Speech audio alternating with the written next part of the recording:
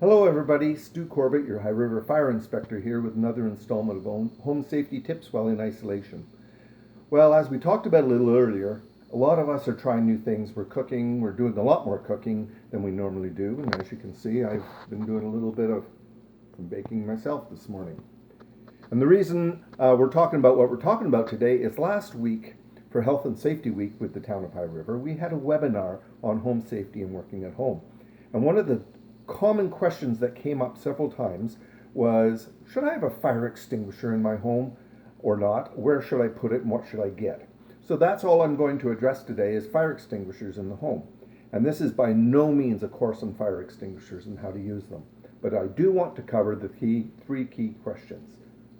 Should I have one? What should I get? Where should I put it? Where shouldn't I put it? And really briefly, how do I use it? Now, there are two schools of thought. There's one school of thought which says you shouldn't have a fire extinguisher in the home, and I've heard that preached a few times. The reason behind that is they say nobody knows how to use them properly, and if you don't use it properly, you're going to create a worse problem than you already have. You're going to turn your grease fire into a kitchen fire. And you know what? There's some credibility to that argument. I don't subscribe to that. I think fire extinguishers in the home are a very good tool. And if everybody knows how to use them, at least basically, then they can be used safely and they can save your property and maybe yourselves as well. At least they can slow the process down while the fire department arrives to put the fire out, which is what they're supposed to do.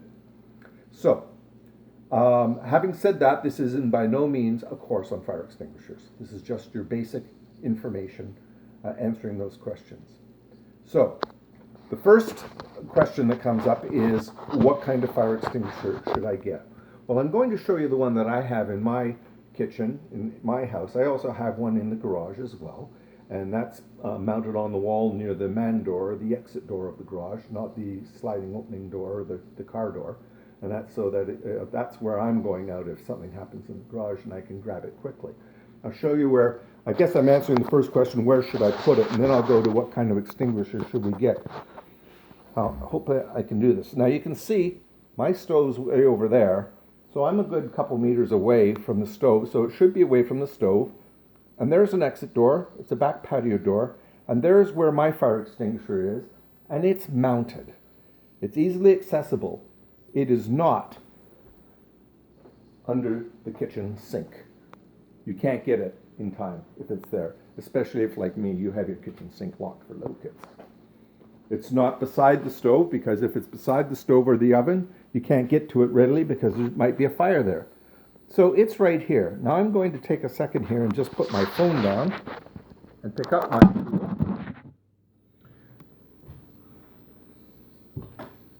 And you can see I can grab it fairly quickly and fairly easily. Now we treat fire extinguishers as a band-aid method of fire extinguishing, and you should know that right off the bat.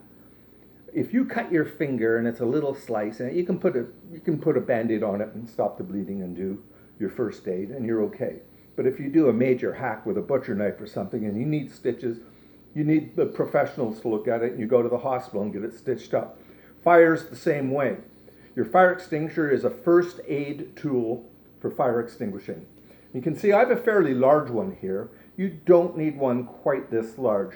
This is what's called a 4A 80BC. It's a fairly large one. It's a 10-pounder. Now, what you'll probably want is to get something more like a 2A 10BC or a 4-pound. It's about, maybe half this size, and it's a little bit easier to handle. They also come in a 5-pound range, which has a little bit more anti-fire power. But one of the things you want to look for when you purchase your fire extinguisher, and most of the dry chemical fire extinguishers that you purchase will be an A, B, C fire extinguisher, which means it can put out solid fires like paper and wood. A B, which means it can put out grease and oils. And C means it's protected against electrical shock. So it's a dry chemical extinguisher. Some of the features are, you don't want to get the little ones with the black plastic caps on them with the little nozzle, and there's no gauge on it, so you can see whether your extinguisher is pressurized or not. You do want to have a hose on it that clips in, and you can use it to direct it around.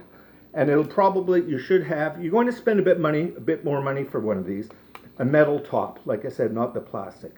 You can see it will come with a tag on it, and I'll explain what that's all about later. And it will have a rating on it right on the box of what you can get. Now, the one I'm suggesting, which should be sufficient in your home, is a 2A 10BC or a 4-pound fire extinguisher at a very minimum. And basically, the rule of thumb is you shouldn't be putting out a fire, or the capability of an untrained person putting out a fire is that if the fire's any larger than the unit itself, it's probably too big. The fire is probably too big for this to put out if you're an untrained person. So this particular tool will put out a lot of fire, but I also know how to use it, and I'm trained how to use it, so I could probably put out an even larger fire if asked to do so with it. All right, so the next question is, well, I've shown you where you should put it, near an exit door on the way out, because if there's a fire, what do you want to do first? You want to get everybody out of the house. Then you can decide if it's safe to do so, not putting yourself at risk, whether or not you want to use this thing. And here's how you do it. Here are the 3 basic rules. Five basic rules on how to use this thing. The acronym is PASS, P-A-S-S. But what you want to do is the first basic rule, which they don't often talk about, is you want to start from far away, 3 meters or 10 feet before you actually discharge that.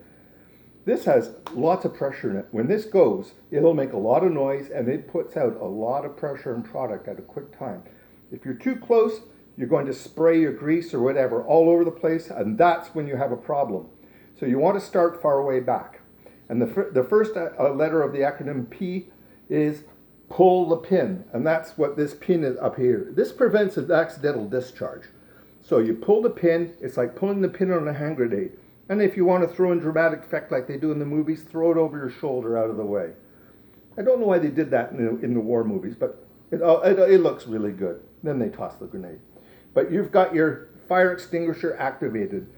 The next thing to do is to grab your hose and aim toward the fire. And I'm going to aim it toward my stove, which you can't quite see, but I'm aiming it. This is not aiming it. Don't do that. Tastes bad, and you'll have powder in your nose for months. So you aim. Then you squeeze the handle. Now the trigger on all these fire extinguishers is actually the top handle. That's so that you can carry it around like this and it won't accidentally discharge. So using your thumb muscle, which is the best thing, the pad of your thumb, you push down on this lever and you're going to discharge product from the fire extinguisher. As it's discharging, so that's the first S is squeeze. The second S is to sweep. You're going to sweep as you approach the fire, starting at the base and coming in over top, and maybe, you're still fairly far back, maybe a meter, 2 meters, and you're going to try and smother that fire by aiming it. You don't want to get right in close into the pot because you'll just spray what's in the pot out of the pot. Okay, that's it for now. That's all I really want to go through. If you have any questions, please don't hesitate to call us at the fire department, or you can call inspections directly at 403-336-5903, or email me at scorbett@highriver.ca, and I'll try and answer your questions that way. Okay, be safe, stay at home. Remember, you're not stuck at home, you're safe at home. Have a great day.